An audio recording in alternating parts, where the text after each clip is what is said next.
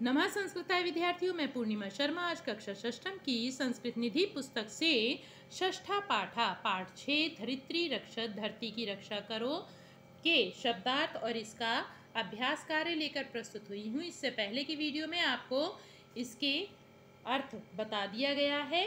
आपने अवश्य ही उससे लाभ उठाया होगा और वाचन भी किया होगा।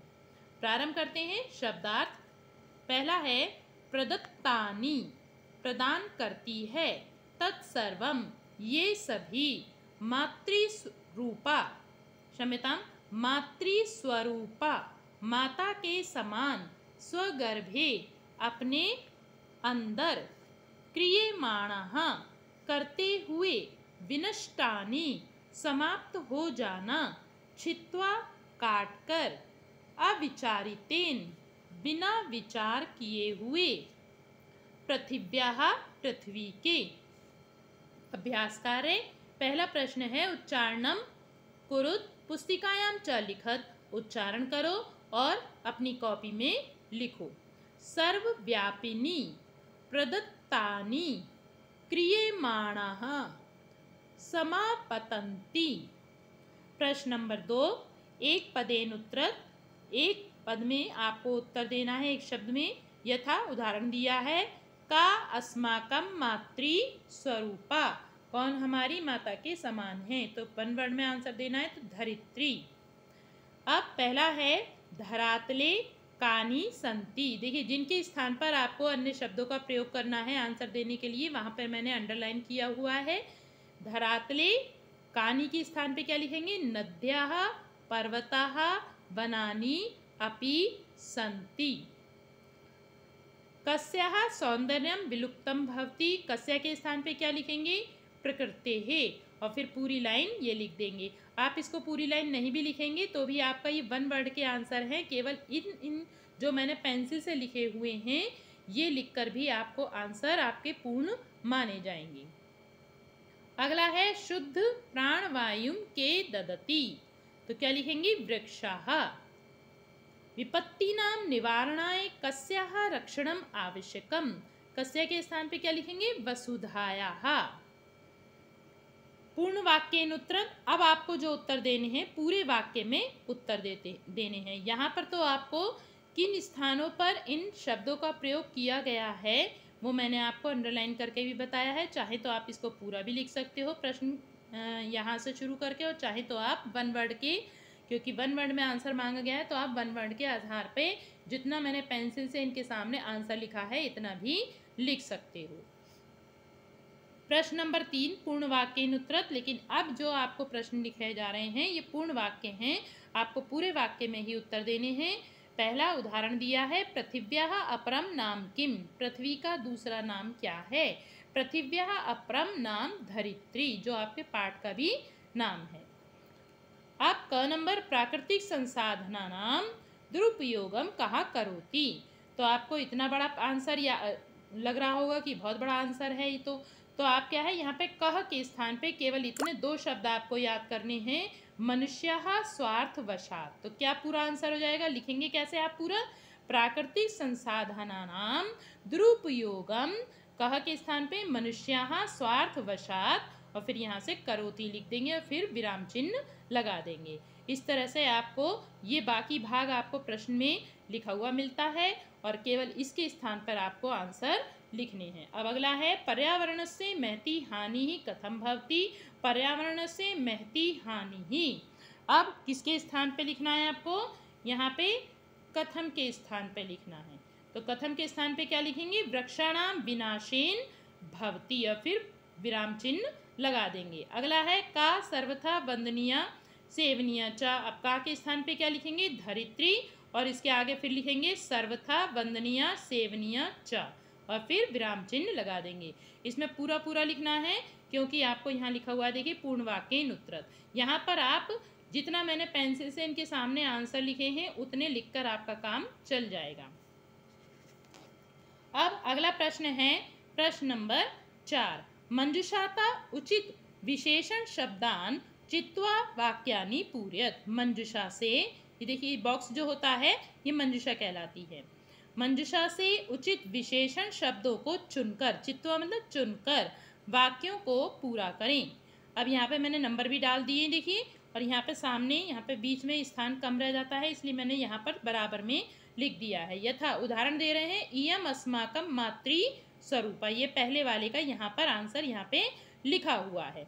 अब का नंबर है अधुना विश्वस्य वर्धमाना, और फिर शोचनीय, इनके बीच में क्या लिखना है, जनसंख्या। देखिए ये यहाँ पर मैंने नंबर डाल रखा है का, जनसंख्या।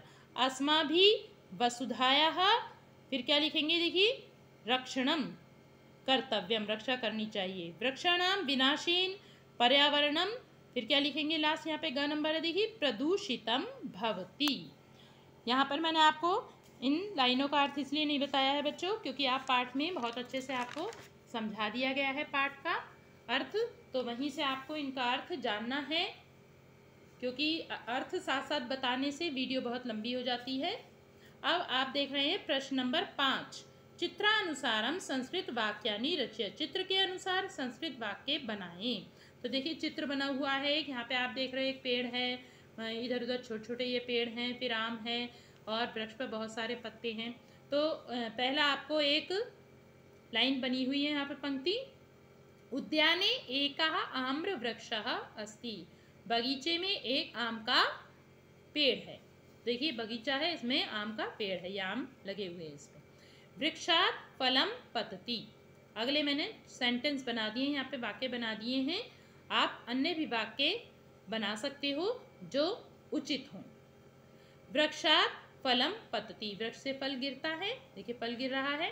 वृक्षे बहवः आम्राणि सन्ति, वृक्ष पर बहुत से आम हैं, देखिए बहुत सारे आम अभी लगे हुए हैं।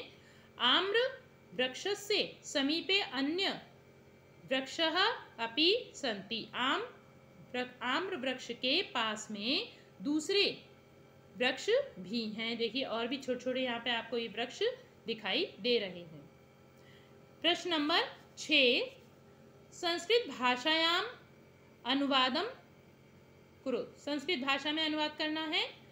देखिए का नंबर है, यह पृथ्वी हमारी माता के समान है। देखिए यहाँ पे स्थान नहीं है, इसलिए मैंने इसको यहाँ पर लिख दिया है। तो पहला क्या है, हमारी माता, हमारी पृथ्वी किसके समान, यह पृथ्वी किसके समान बताई, यह पृथ्वी हमारी माता के समान है। तो इसका क्या बनेगा, इयम धरित्री अस्माकं मातृ स्वरूपा अस्ति। अगला है, इस पृथ्वी को वसुधा भी कहते हैं। क्या आएगा इसका, देखिए, इयम पृथ्वीम अपरम नाम वसुधा अपि कथयन्ति। सूर्य से हम ऊर्जा पाते हैं, क्या लिखेंगे, सूर्य से, सूर्येण। सबसे पहले आपने रूप बनाए थे जो पहले पाठ में, तो उसमें सूर्य के भी रूप बनाए थे, तो वहाँ पर तृतीय में बनेगा सूर्येण। वयम, हम सब के लिए क्या आएगा, वयम ऊर्जा लभामहे, लभ धातु है यहाँ पर, प्राप्त करने के अर्थ में आती है। तो वयम के साथ इसका वयम जो है, अहम आवाम वयम, ये बहुवचन का रूप है उत्तम पुरुष का, तो उत्तम पुरुष बहुवचन का ही यहाँ पे क्रिया प्रयोग होगी, लभामहे, लभ धातु के रूप में आता है। अगला है, माता और मातृभूमि स्वर्ग से भी बढ़कर है। माता को क्या कहते हैं, जननी, जननी जन्मभूमिश्च स्वर्गादपि गरीयसी। अब प्रश्न नंबर 7, पाठा शब्दम चित्वा स्वयं मित्रैः सह अंत्याक्षरीं कुरुत, पाठ से शब्दों को चुनकर अपने मित्रों के साथ अंताक्षरी करो। जैसे पहला वर्ग है, द्वितीय वर्ग है, यानी कि पहला बच्चा और दूसरा बच्चा। तो पहला इसमें देखिए क्या शब्द आया, पवना है एक जगह, ठीक है, एक बच्चे ने बोला पवन। फिर देखिए इसका अंत किससे हो रहा है, न से, तो यहाँ पर हमने न से दूसरा शब्द इसी पाठ में ढूंढा, नद्याः। ऐसे ही यदा शब्द आया है इस पाठ में, और यदा के दा आखिर में क्या है, दा, तो यहाँ पर इस पाठ में ही दूषितानी शब्द भी आया है, तो दूषितानी शब्द बोला। इस तरह से आपको अपने इस पाठ में से चुनकर इस प्रकार अंत्याक्षरी का अभ्यास करना चाहिए, जिससे कि आपको सभी शब्दों के अर्थ याद हो जाएंगे और आपको अच्छा भी लगेगा। तो ये इतना ही है। आप पाठ से इसको चुनकर इस प्रकार अंतराक्षरी अपने भाई के साथ, बहन के साथ, मित्र के साथ खेल सकते हैं। शिक्षण संकेत पहला है, इंटरनेट माध्यमेन पृथ्वी दिवसस्य विषये चर्चा कार्यत। तो इंटरनेट के आप नेट के माध्यम से पृथ्वी दिवस के विषय में जानकारी प्राप्त कर सकते हैं। दूसरा है, अप्रैल मासस्य द्वाविंशति तारिकायां पृथ्वी विश्व पृथ्वी दिवस इति। अप्रैल महीने के द्वाविंशति कितने हो गए? द्वा मतलब 2 और विंशति मतलब 20, यानी 22 तारीख को विश्व पृथ्वी दिवस है, अप्रैल माह में आता है। तीसरा है, वसुधाम रक्षत जीवनम रक्षत। पृथ्वी की रक्षा करो, जीवन की रक्षा करो। इति सूक्ति वाक्येन स्वकल्पनया चित्र निर्माणम कुरु। इस सूक्ति वाक्य से अपनी कल्पना से चित्र का निर्माण करो।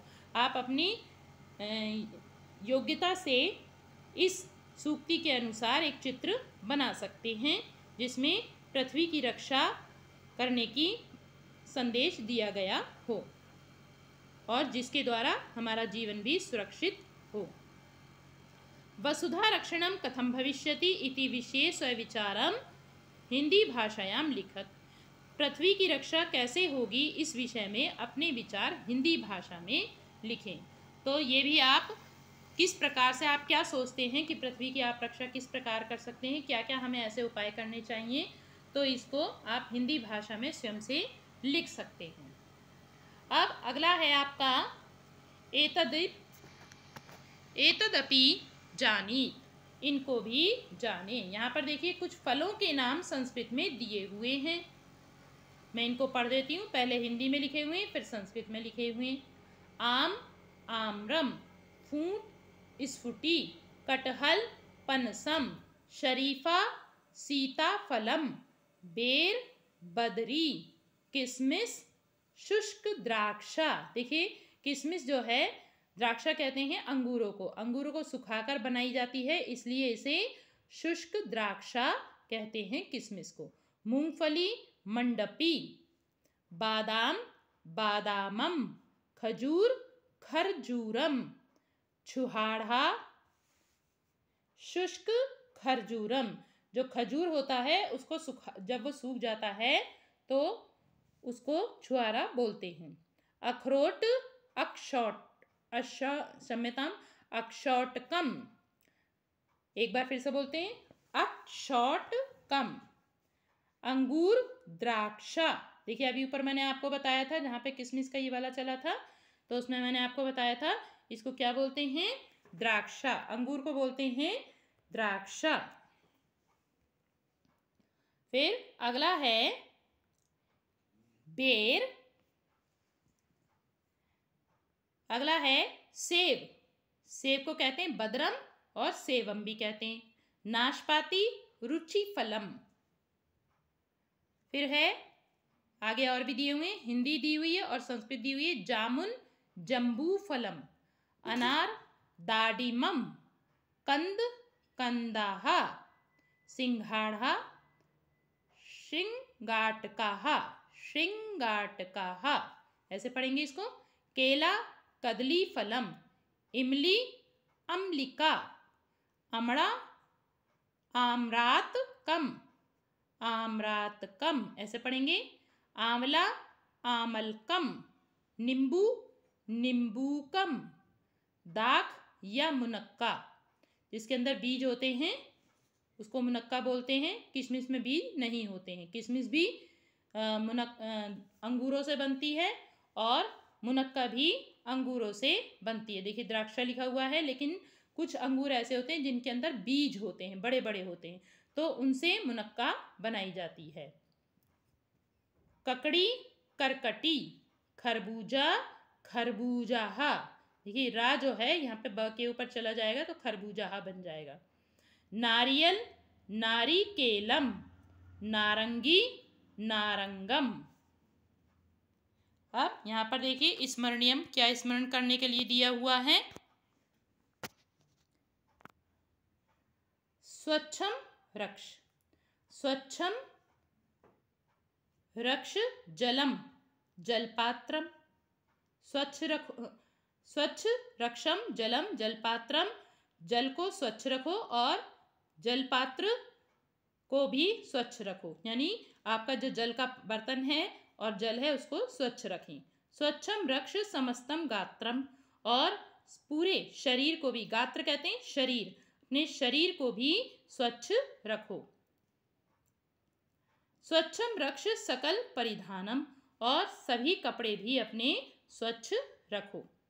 स्वच्छम रक्ष निवास स्थानम, और जहाँ पर आप रहते हो अपने आसपास और अपने घर को भी साफ रखो। आज के लिए इतना ही, धन्यवाद।